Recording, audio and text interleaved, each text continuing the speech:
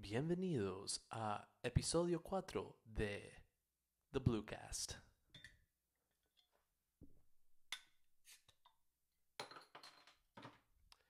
Today, we are going to be sipping on. Ooh, too much effects. Today, we're going to be sipping on the Dogfish Head 90-minute Imperial IPA. It is a powerhouse beer, phenomenal beer for a Friday evening. I hope everybody had a great week. I hope that everybody is uplifted and doing well. I really do. I am hoping this for my friends, my electric friends, and the people I don't know. Cheers. All right. So, where are we right now? Where are we in the world right now? I am in Eastern Standard Time. You may be in the Pacific. You may be nowhere. You may be in the in extraterrestrial watching this shit. I don't know. Maybe I'm sending. Maybe extraterrestrials are checking transmissions from Earth, and they're into, you know, podcasts that get low views. I have no idea. But if that's the case, then I'm really lucky. I'm in for it. I'm in it to win it then, if that's the case. So, we always start this podcast off with a record. Okay? We talk about music. So, I'm going to dip into my collection and I'm going to randomly pick a record out and rant about it. Let's see. Let's see what I get.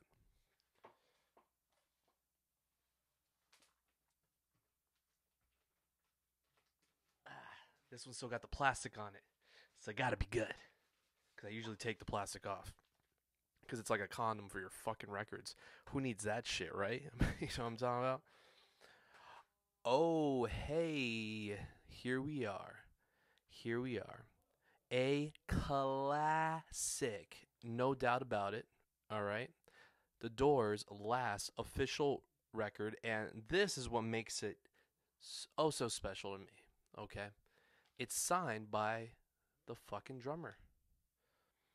I met him once at a signing at Radioactive Records, and John Densmore, the one and only, he was able to sign it, and it is forever in my possession. That's why the plastic is on it, and that's why the plastic will remain on the record, and that's all right. You know, if you have a special record, then, and especially if it's signed, keep the plastic on it.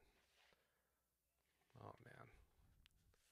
You know what? I'm actually going to listen to this record tonight. I haven't heard this record in a very long time, and it's an amazing record. It's one of my faves. I've been not listening to the old school lately. I've been on a electronic, modern music vibe lately. I need happy, uplifting music during these times to be able to balance everything out. And when I want to just have a little bit of that, and also, you know, go to a dark place, I'll listen to like some Nine Inch Nails and or some Joy Division, and we'll be all right. You know, nice balance of the two. Okay, there's the classic record out of the way. All right, LA Woman. Man, I didn't even talk about it. Let's talk a little bit about this record, right? LA Woman. This is what I know about it, okay? All right, so here we go. I'm going to go through the tracks, all right? The Changeling, Love Her Madly, Been Down So Long, Cars Hiss By My Window, LA Woman. That's side A. Side 1, okay? The Changeling, phenomenal opener, okay? The way it just kicks right into place with the keys.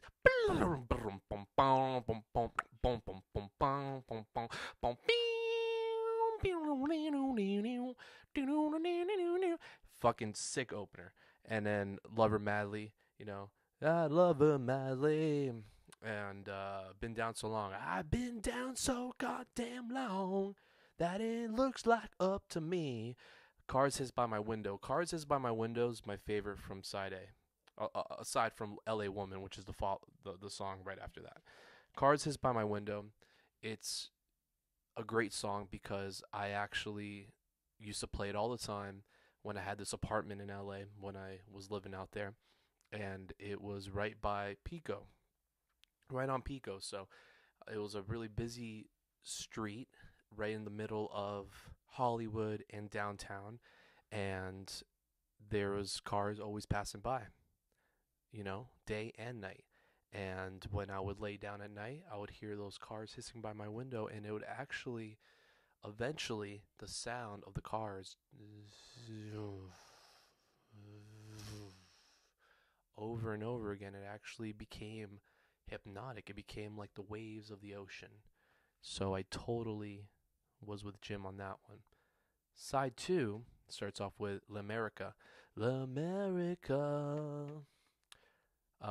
Hyacinth House, Crawling King Snake, phenomenal cover. The Wasp, Texas Radio and the Big Beat, and Riders on the Storm. What a way to close out an album. What a way to close out a decade, I guess. This came out in 70, was recorded in 69, and then after that, Jim, this is where he was starting to feel himself again. This is where he was starting to get a little healthier, and really working on his chops. I don't think they haven't been on a creative, they haven't been on a creative vibe since their debut, in my opinion. The debut and this still remains as their best albums. And after this album is released, Jim, of course, he decides to go to France for a while he shaves the beard. He tries to get back into poetry. And at the same time, he gets back into heroin. And that's all he wrote. And we have his music forever. And I'm lucky enough to have met the drummer. So that's that. Okay, now going into the modern records. Let's see what I pull out here. Okay.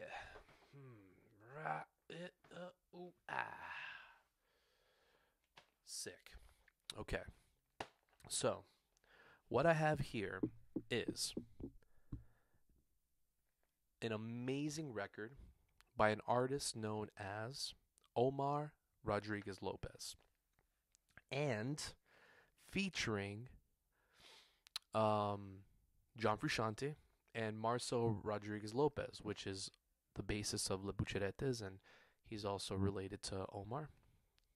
So they played in Mexico back in I want to say the early 2000s, and it was the whole live show was here, and it's a quick one. It's a quick one, but it's a really good one, man. I mean, when Omar Rodriguez Lopez gets together with John Frusciante, oh, and of course Juan Aderete de la Peña on bass, because Juan Aderete, of course, he was the most recent bassist of the Mars Volta, and also, if you follow Juan Alderete, please, if you don't know much about him, do a little research, look up his bass playing. He is one of the greatest bassists of our generation, and currently he needs our prayers and our love and our energy because he's in a coma currently from a bicycle accident. So it's a huge bummer, but he is a great man, and I know he's gonna pull through it. Okay, it's always got to be positive energy. It doesn't matter, even if you're in the shittiest situation, you got to say, you know what, there's going to be a light at the end of the tunnel. So this album right here, so sick. And not only is it, I mean, look at it, come on, purple. It's like the only purple record I have, and it's fucking phenomenal. Another record I'm actually going to listen to tonight too, because records are like, you just forget about them. It's just like, the great thing about records is that it's not like your digital music that you could like have all that shit online, and you could have streaming services and make playlists. Yeah, of course you're gonna listen to it from time to time, but how great is it to actually hold it in your hand? And when you hold it in your hand, you remember why you got it, and you also remember the first time you got it, and all the times that you listened to it, and the people that you were with when you listened to it, and et cetera, et cetera, et cetera. So, okay, so that is Omar Rodriguez Lopez live in Mexico. Don't know what city they were in. Let's see what it says here. Yeah, it doesn't really say, but I think it was a limited edition run. And yeah, there's a lot of records that Omar released. Solo and Mars Volta that were limited edition, and you had to get them quick. And a lot of them are sold out and out of print, and a lot of Mars Volta is sold out and out of print, and so expensive now. I'm lucky enough to have a couple. Actually, you know what? Since Omar is one of my favorite artists of all time, I kind of want to show you guys what I got. So there's that live in Mexico. Let's see what else I got. I also got it Grupo Nuevo de Omar Rodriguez Lopez, which is a fucking sick, brutal album.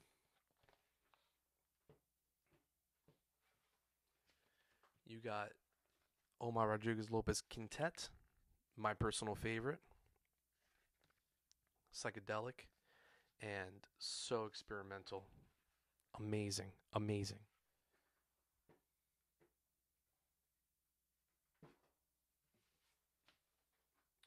Se dice bisonte, no buffalo.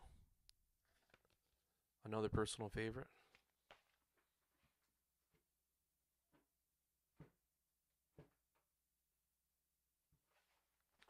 Omar Rodriguez Lopez and John Frusciante.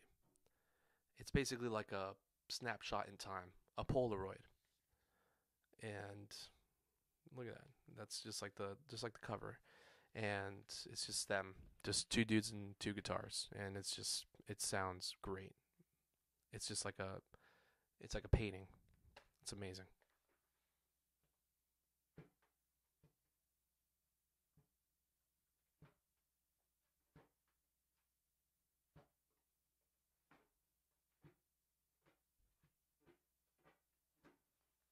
I know I got one more, and here it is. Old Money, which is a collaboration with Stone's Throw. On the last episode, I went a little bit into Stone's Throw Records, the underground, well, not so underground now, but LA hip hop label. And this is the only record that was a collaboration of Stone's Throw and Omar. Old Money. I recommend all these records, and hopefully you guys can go check it out. Cheers. Hmm. Now, something new that I'm listening to, something that just came out recently. What's an album that's kind of newish and more modern? I've been listening to a lot of Flying Lotus, and Flying Lotus, I was lucky enough to see him perform a couple of years back at 3 Points in Miami, and I just ordered his Cosmogramma record. And I once had the Los Angeles record, and what a hell of a record that was. I gave it to my brother at the time, my older brother, and I gave him the record, and he has it in his possession. Even though he's more of like a rock guy, but I like doing that. I like turning people on to music that they don't normally listen to, and hope that opens up some doors. The Cosmogramma, of course, Flying Lotus is a DJ. He's a not only a DJ but a producer and I would say he's a electronic artist from LA. And I really do think that Cosmogramma is his best album. It's his best work. It's his most experimental. And there's also a track on there with Tom York. I'm a huge Radiohead fan, but he really does paint a really beautiful picture, and it's very abstract. So, Cosmogramma, if you want to really get out there and listen to something fucking universal, something that makes you feel, it's going to make you feel like you're floating in the universe, listen to Cosmogramma. So fucking good.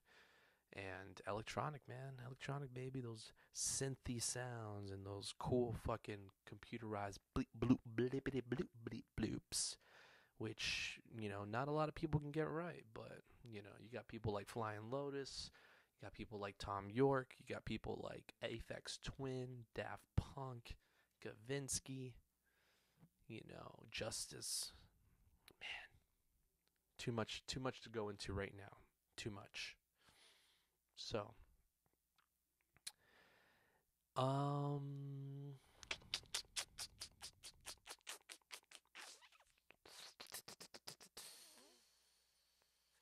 so I am thinking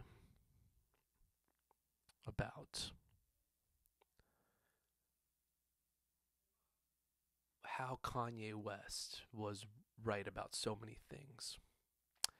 He was right about so many damn things, and we just didn't even pay attention to the man when he was just speaking his mind and really trying to get out there with those ideas. His most recent idea was moving off the grid, going to Wyoming and just living, recording and being in away from a city and being in the middle of nowhere. And look, it's working to his benefit. He's probably out there right now. Wow. Good for him, right?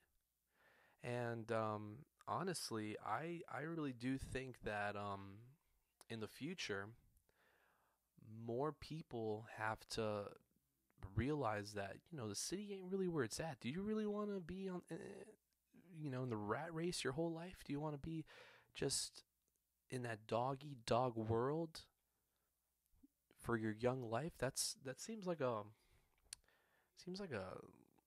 not like a really fulfilling way to live.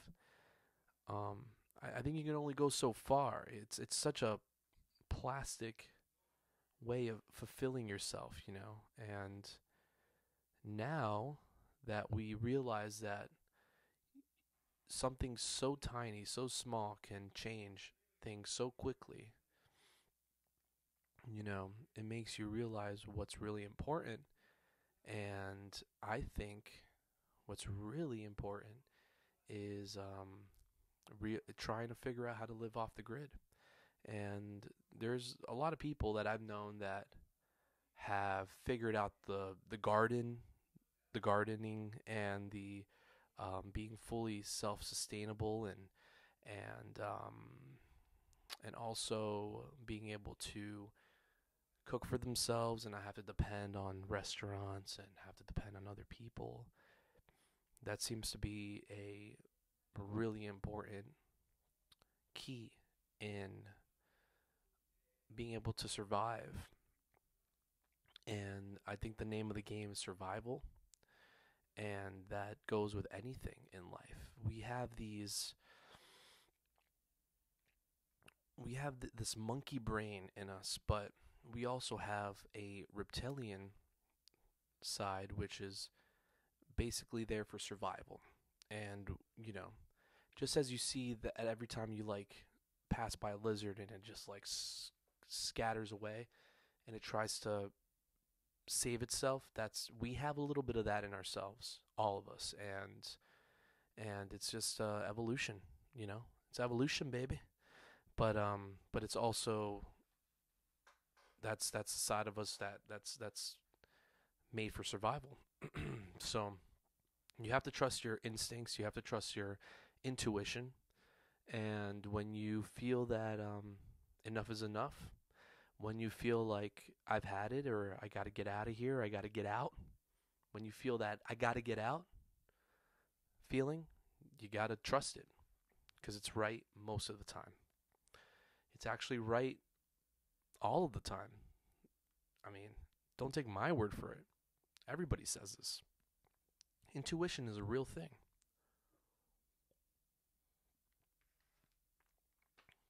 It can save you from very dangerous situations, and it could also save you from dangerous relationships or toxic relationships, or even situations that can completely ruin you forever.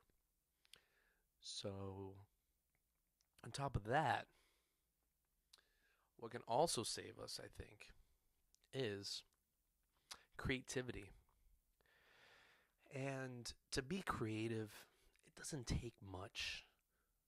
It doesn't really take much. I think what you need to be creative is just an open mind and an open heart. And if you're able to listen, really listen, and not listen with your ears, but listen more within, you would be able to create something out of nothing. And to create something out of nothing, you can make that happen in many different ways. You can make that happen on a blank piece of paper. You can make that happen on a DAW, on an, which is basically a audio recording software or an instrument. You can make that happen in the kitchen, making a beautiful plate of food with a recipe that you invented or that you've never tried before. You can make that happen with just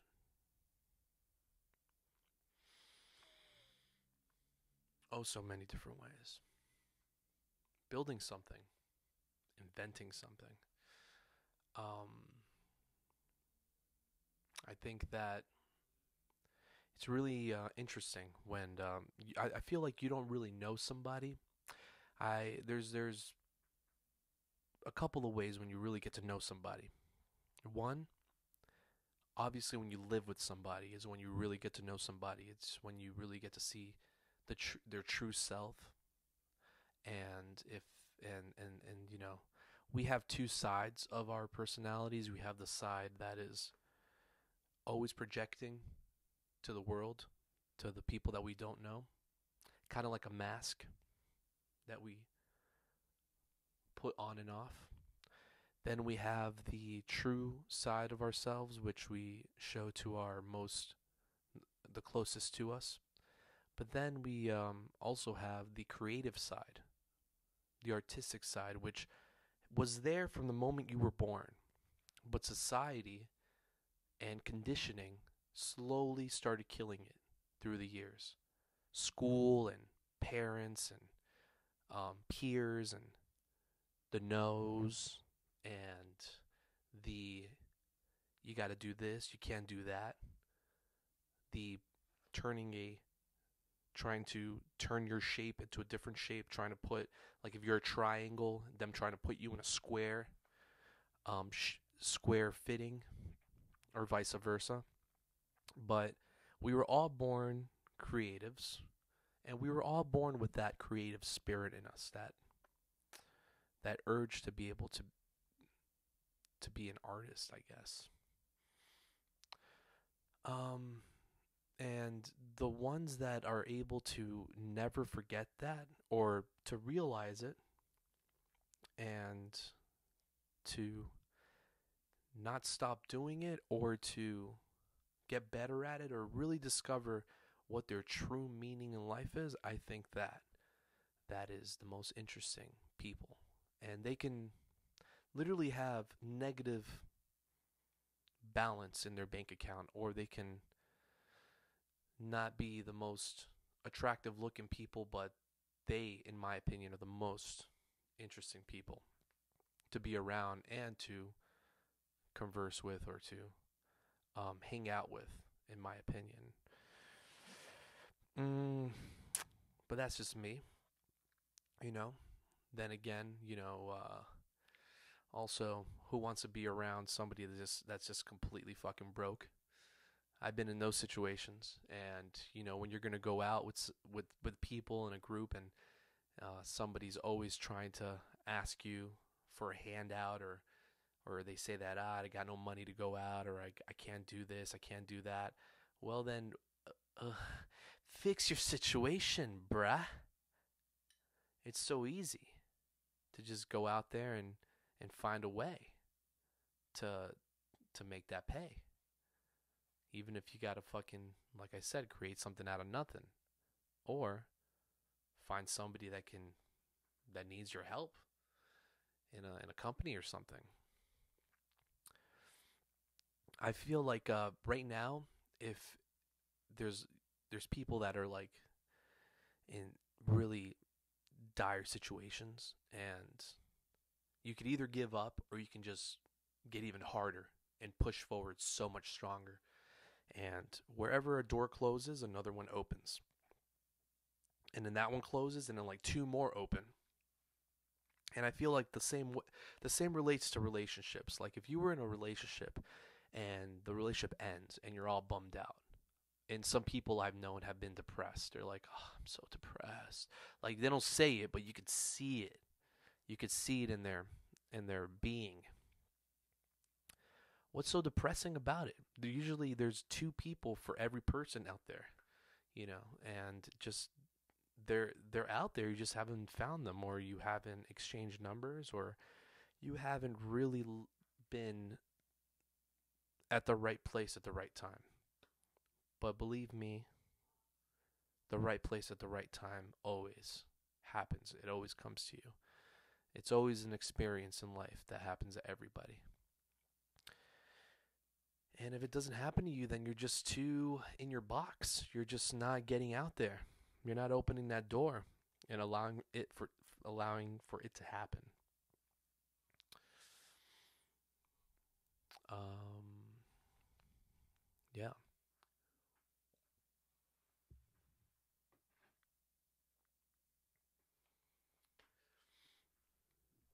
There's been so many times in my life where I've been challenged to have to rise to the occasion, to be able to not turn back. Have you ever been in that situation where you just cannot turn back from something? You have to just you started it and now you can't turn back, whether it be a fight or asking a girl out, asking a girl for her number that you just met, um, playing a gig that you were terrified of playing. Like, you look out there and it's like, oh shit, there's a lot of people. Or it's a place that you've never been at before and you don't know how people are going to react. Believe me, when you shut all those little voices in your head, shut it out, and just do it, it could be life changing. And one of the first life changing experiences that I had of shutting those voices out was when I was participating in Taekwondo karate tournaments. And I did a couple, and the highest I ever won was a silver medal. Gold is the highest, silver is second, and then bronze is third. And to be able to get gold, not only do you have to fight and spar with one opponent, but then you have to fight the opponent after that. And then after that, so it's like brackets. So it's like, two, two and two, two and two, two and two, until, the final. And I got to the final. And it was a face off. Your taekwondo's just hands and feet. Nothing too complex like MMA now, where you're taking people down and rolling with them on the ground. It's more of like just hand and foot combat, kicks, punches, and it doesn't matter how secure you are about yourself and your technique, or in your head you're like, I got this. But you don't really know the life story of another person until you're face to face with that person. You don't know where they've been through. You don't know their experiences. All you know is just a surface. Kind of like that surface when you meet somebody, that surface, that mask that we put on, that's all you know. You don't know nothing else besides that, because you haven't really ever been in those situations where you've been able to see that person without that mask. And when you fight, it's the same way. You don't know that person. You're seeing somebody with that mask on, and when they take that mask off and they're throwing kicks to your face, and you're kind of tired from, like, already fighting like 3 to 4 other people, and then now you're at the final and you have to take this person on. That's when that's a true test. So, I wasn't able to win that one, and I got a silver, and I walked away with a silver, and that's the highest I got in martial arts ever. but it was a hell of an experience, and it made me realize that it just made me realize that exact life lesson there, where you don't truly know somebody until you are face to face with somebody in combat, or in a situation where you're in it to win it. Like, I was recently in a drum off like a year ago, and I've never done a drum off before. And this was at a venue in Miami called Las Rosas. And I like some friendly competition every now and then, you know. And I never really, I don't see music as competition. Like, music is music. It's just a form of self-expression. But I figured, hey, this is a drum off. I'm a drummer, and I have almost 10 years under my belt. I have about over 10 years under my belt. Let's give it a try. So yeah, went there with all the confidence, just like when I would go to like the martial arts tournaments, and um, also walked away with second on that time. There's just somebody always better. There's always somebody better. Now, if you are able to get that gold, you're able to become that number one. That's you could either go two ways when you get to that level. And I've always liked to know how the feeling that you would get from being there. But I know some people would just feel so fucking good and just like be like, comfortable at that stage, and be like, you know what, that's it, number one. Don't really need to practice that much anymore. I know that I'm the best. I'm gonna take it easy now. But the true badasses are the ones that try even harder. They pretend in their head like they didn't get number one, and then they have to keep going for the next opportunity or the next situation, or who knows, just to be able to keep your chops up with anything. So I have a friend. He was. I can only imagine how it must be to be like on a TV show. Like, imagine going to like Who Wants to Be a Millionaire, and you're this close to getting the $1,000,000 or whatever. The grand prize, I think, is $1,000,000. It's been a while since I've seen it. I think Jimmy Kimmel is now on the show. I have no fucking idea. But imagine getting so fucking close, and then you lose it at the end. That must be fucking brutal. But I have a friend that was on that show, Chopped. He's a chef. Shout out to Victor. I don't know if you're going to be watching this, but he's a chef in San Francisco, and he was on that show, Chopped. And he got, they put him in some fucking weird situations, man. Like, there was a situation where he had to use, like, tongs as, to like, pick up his items, his food items, like lettuce and shit, like romaine lettuce with tongs.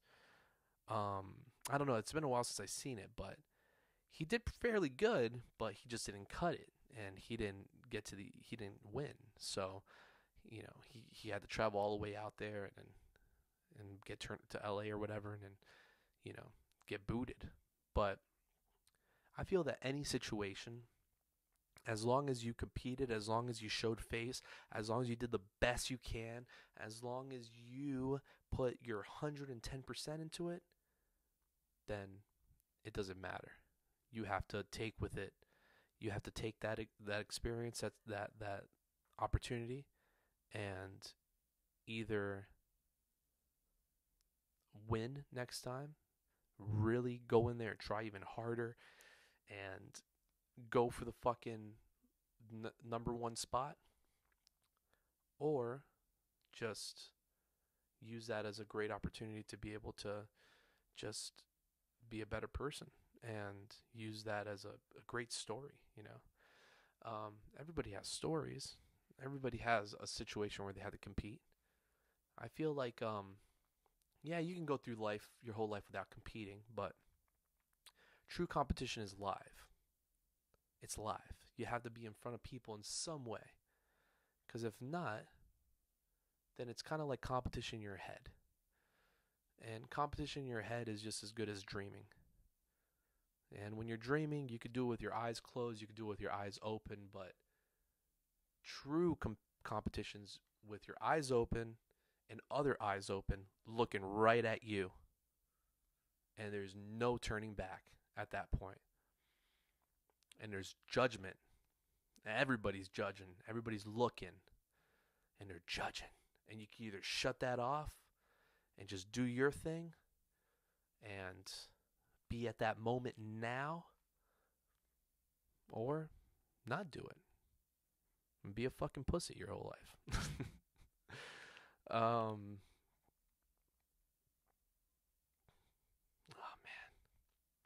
talking about pussies. How about these fucking people that wear masks, like these fucking, COVID masks right now, in their cars? Hey, stop it, okay? You're in your car. There's nobody in there with you. And everybody in your radius are in other cars with air filtration systems. And if you're driving through the city, you're driving through the town, there's no fucking way that COVID's going to get to you when you're in your car, man. Stop being a silly bitch. Take the mask off and only wear it when you go into places. All right? When you walk into places, when you walk into the supermarket, you walk into the fucking liquor store, you walk into the fucking, who knows, it's fucking local Target, Walmart, etc. Then you put on your damn mask. You people taking care of those local restaurants, especially the family-owned ones. Come on now. I have this local restaurant that I go to, and I just got tacos from. Here in South Florida, it's really rare to find a place with good homemade Mexican style tacos, and like the style that you get from like fucking Southern California. But there's a place that I go to in the area that has those tacos, and they're family owned, baby. And I've been supporting that place as much as I can. And I trust them fucking serving me their food with no gloves. I would trust them serving me the food with no... They're wearing gloves. They're wearing masks. But I would trust them with no gloves, man. No fucking gloves and no mask. Because that's just the way I do it. That's the way I roll. I want my tacos from a filthy food truck on the side of the road in the middle of nowhere with maybe a little cockroach like scattering around out of the truck, and probably like carrying off like a little piece of carne asada. The little cockroach just ate a little carne asada in there. He was able to get away with it. But these tacos are fucking awesome. And I'm actually going to name drop them. Romero's. It's called Romero's. And I am going to fact check that because I'm not really too sure. I just call it the taco shop, taco spot in my area. But yeah, you can't get good tacos around here. But yeah, I was right, Romero's. And you would think that this is a Italian spot? No. This is a Latin spot, and they got fucking sick tacos, and it's authentic. It's it is. It's a real Mexican spot because they got the fucking Mexican soda in the fridge. Okay? So they mean business. If they don't have the Jarritos, then they ain't shit. Nobody ever buys a Jarritos. The Jarritos are always fully stocked, but they gotta have the Jarritos. Because if not, you ain't shit. But yeah, man. Go to Romero's in Davie and try the fucking carne asada. And try the barbacoa. And don't be fucking with Chipotle, man. Okay? They ain't shit. I ordered from Chipotle the other day, and those motherfuckers gave me like 80% rice and 20% fucking everything else. 80% rice. I was eating a rice burrito, man. I don't want a rice burrito. So my move next time, I'm going to be like, hey, take it easy on the rice. Okay? And whatever you leave out on rice, fill in with the other good stuff. And I would love to see what they say. It's probably going to be like some nerd like, sir, sorry, but corporate doesn't let us do that. They say that we have to evenly proportionate the rice. Shut the fuck up. I know what I want, man. I want a burrito with less rice and more meat. Give me a fucking burrito with less rice and more meat. That's what a burrito is, man. God damn, man. There ain't nothing that pisses me off more when people don't get food, man. And when you pay for it, you're all excited for it. You know when you're excited to eat out? And especially now that everybody's like fucking doing the Uber Eats. It's all Uber Eats now and Postmates, and make sure you tip these motherfuckers, okay? They need the fucking money, and we need to keep this thing rolling. We got to keep the Uber Eats and the Postmates rolling. But you're excited to eat this fucking food, and it's on your mind. Like, who knows? I don't know. A fucking gyro, okay, from your local Greek spot, and it gets back all soggy. They have like a bitch ass fucking little scoop of tzatziki. What the fuck are you gonna do with that? It looks like a fucking cum drip on your fucking gyro sandwich. And then like the meat looks like it fucking was grilled on. They didn't even have like that fucking like that rotating meat thing that all the Greek spots should have. If you're serving gyro meat, the lamb and the beef, if you're serving it other than that rotating fucking thing, then you ain't doing it right. Get the fuck out of here. Okay? Stop pretending. Stop trying to serve something that you're not. These are like wolves in sheep's clothing. These people out here. Stop trying to do that type of shit. It's fucking ridiculous, man. But yeah. We need portions. We need good portions, man. I understand if you're trying to diet, you're trying to limit your food intake. I get it. I fucking get it. Especially if you're on that upper echelon of society. If you're in that kind of world where you're going to restaurants where the portions are really tiny, but they're really high quality, and you eat like a little bite-sized something that costs a couple $100, and you're completely starving 5 minutes later. I get it. I get it the same way that people go out to a fucking bar and spend $20, $25 on a fucking a drink, which is basically a couple of ice cubes and liquid in a glass. And you don't even there's times where you don't even get the ice cubes. There's times where you just get the liquid in the glass. That'll be $20. Huh? Can I at least get a napkin? No, the napkin's $3, sir. What? Huh?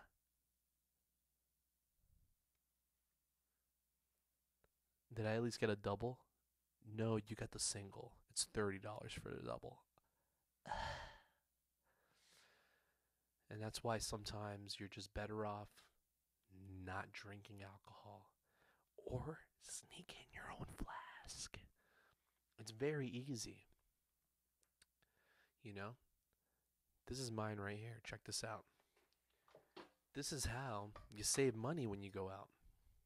You put the fucking liquid in here, the expensive liquid that people try to overcharge you for, and you put it in your back pocket. You could put it like kind of like on the, like inside of your belt buckle kind of deal, kind of like, how you would,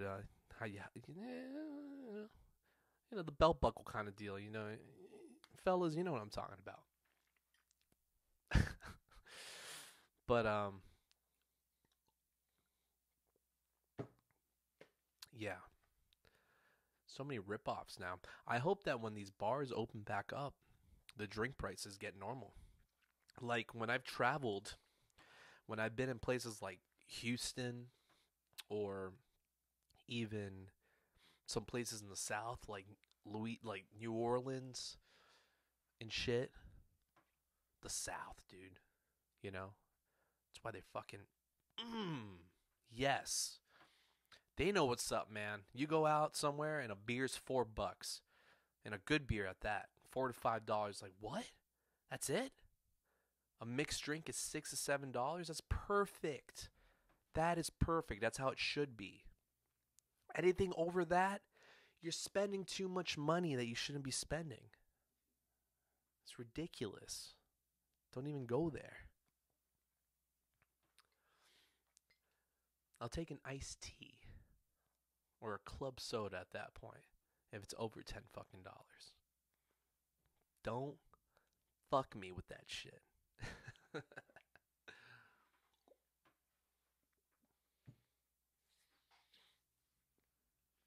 All right.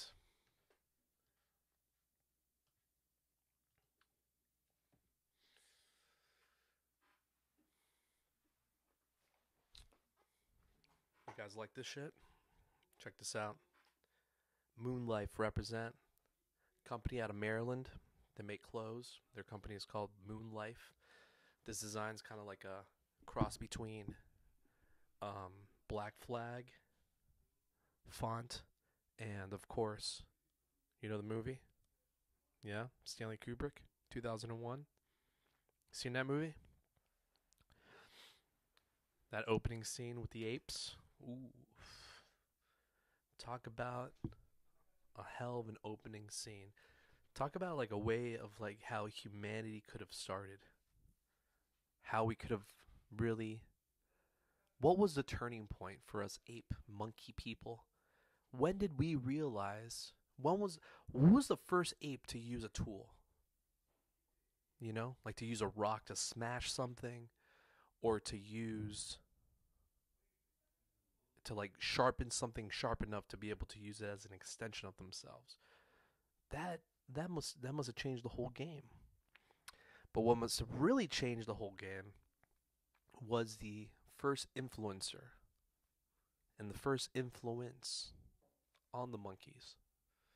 And I think that's what in 2001, I think that's what the obelisk, which is this rectangular shape here, represents. Something of influence from something unknown, something of the unknown. It's kind of like it might as well be a fucking iPhone. Could you imagine going back in time to the prehistoric age or the monkey age? And I would say let me say it the correct way, the Homo sapien age. And we introduce to them the iPhone. We give them the iPhone. Just hand one of them the iPhone. They'll go batshit, man. You'll blow their minds. You'll be able to form your own religion. You'll be able to you'll be able to fucking, you know, um, be like a king. I don't know. I feel like a lot of these people that invented these things now, they, in a way, they kind of are in that position. Could you imagine now if they were to just take away all the phones? There's kids now in our generation that will not make it. I fucking remember printing out MapQuest directions, turn by turn directions on pieces of paper stapled together, and saving all these directions in a folder to be able to get around town. Now, you just lazy as fuck. Beep beep. How do I get to? And you're there. But before, you had to put a little work in. You had to have a printer, and you had to, type in the directions or just memorize the fucking streets. You got to know where you're going, you know? You got to know your streets. If you don't know your streets, then where the fuck are you? Huh? Every street has a name. Unless you're in U2, because the streets have no name.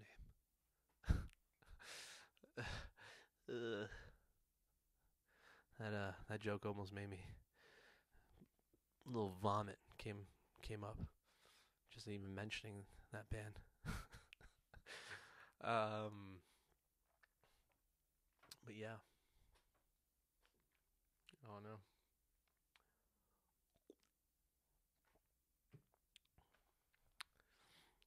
You fuckers like my new board? Look at that. Probably never gonna ride it, but it's around. It's around for when the beaches open back up, or when I'm in a cool place with some nice hills or whatever, which is bound to happen at some point. Yeah, so, I don't know. Weekend is upon us. I hope that everybody is able to be cool and get creative, stay creative, and don't think about the news. Don't even turn on the news. Republican Party, Democratic Party, they're both the same. Who cares? You know, be part of the freak party. Wave your freak flag high, motherfuckers, and let it wave on, wave on. And on that note, I'm gonna leave you with the last thought of the podcast. Random thought. Okay, gonna finish this brewski because I still have some left. It's a powerful brewski, 9% alcohol, really good one. Dogfish Head, 90-minute IPA. Don't forget the name. Okay, here we go.